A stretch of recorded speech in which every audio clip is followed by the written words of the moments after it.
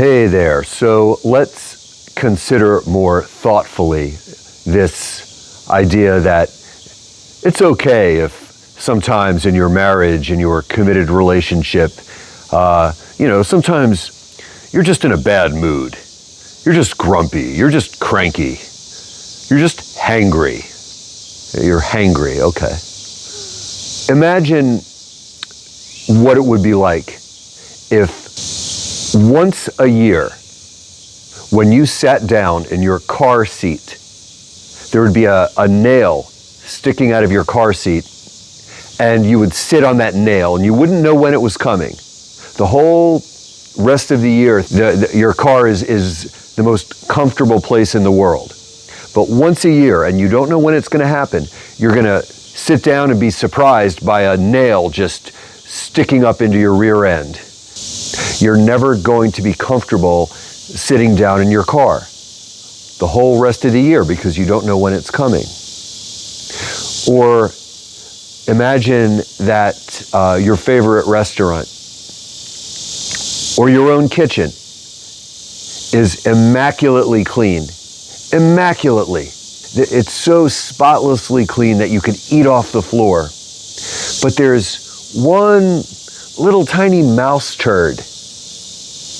You ever seen a mouse turd? They're teeny tiny. There's just a mouse turd right there. You're not going to want to eat in that restaurant. You're not going to be comfortable in your kitchen.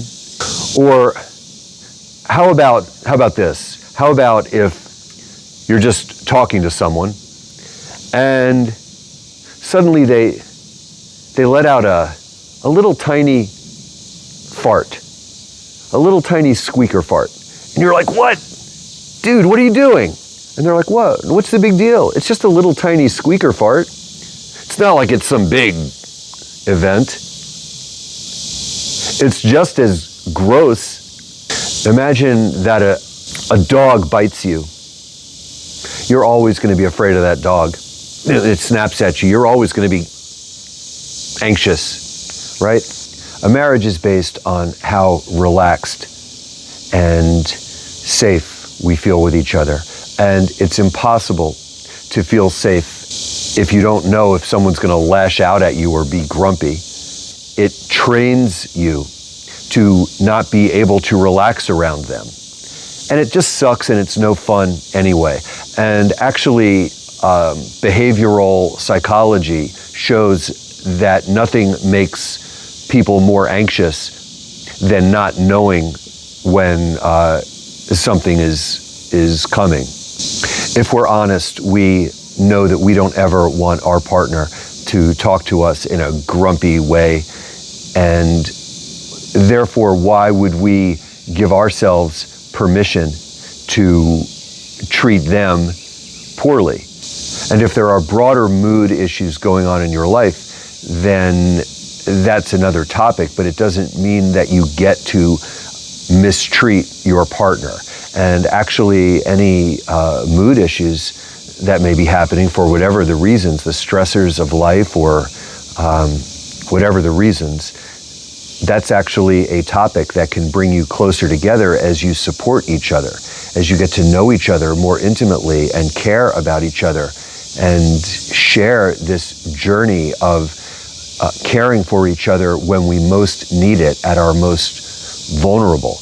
You know, a lot of our emotional mistreatment of partners or their emotional mistreatment of us, I'm going to call it mistreatment because that's what it is learned behavior. It's what we witnessed growing up or in other environments. And so we just sort of repeat what we learned growing up.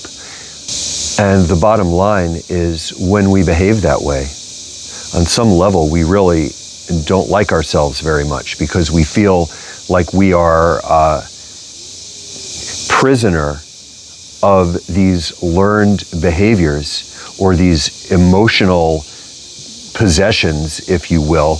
Our nervous system gets triggered and it compels us to behave in ways that we regret.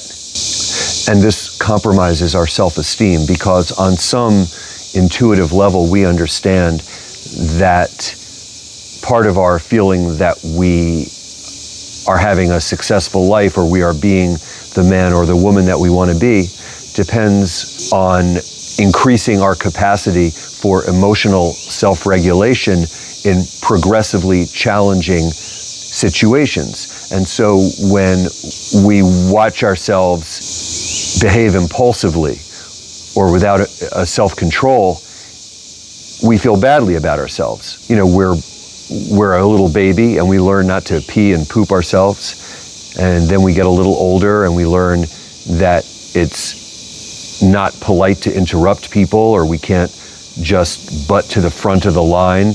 We have to learn how to eat politely.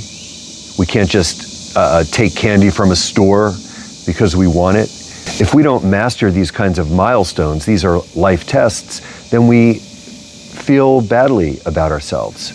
So one skill that we teach at Relationship Remedy is the ability to identify what's really in our heart and speak from our heart rather than these automatic trigger responses. So initially, until we cultivate this skill, like we might say, well, what's in my heart? Oh, I'm irritated by you, right? Well, I'm just being real, I'm irritated by you. But if we take a step back and we go a little deeper into the man or the woman that we want to be, I guess the lights just came on. But if we take a step back and we go a little deeper into the man or the woman that we want to be, if we get a more accurate read on our heart, what we're thinking, what we're feeling, that would be, I'm really agitated and irritated with you, and I hate it. I don't want to be. I want to connect with you. I don't want to feel this way. I don't want to say things that are going to make us feel lousy with each other. I don't like it when I talk to you this way, but I feel stuck. I feel trapped with these feelings that I have. That's a great start to self-awareness. And just by being aware of that, it kind of loosens its grip on you. And then you can start to be in your own skin in a way that feels good and connect with your partner in a richly fulfilling and healing way. You know, it's funny when people resist the idea that you can have a conflict-free marriage, not just a conflict-free marriage, but a marriage where you're never grumpy or irritable with each other. Because think about this. If you drink, it's because you want to feel good. If you take a drug, it's because you want to feel good. When you do things, you want to feel good. If you want to take antidepressants, it's because you want to feel good. In other words, no matter what the external circumstance, you want this substance to make you feel good no matter what is going on. So that demonstrates that you have the capacity to feel good no matter what your external circumstances are, no matter what's going on. Yeah, but Ray, I need the drink and then I'll feel good. I need the drug, I need the med to feel good. How am I going to feel good without this external substance? I'll tell you how. By learning how to access the infinite supply of love that you have within you, that you are connected to at this point deep within yourself, where you have access to all of the love in the universe. A limitless potential to experience yourself as love and to share that with your partner. You were designed to connect with this infinitely generative source that is the power behind the highest potential, the very best of all that you and all of us were ever meant to be.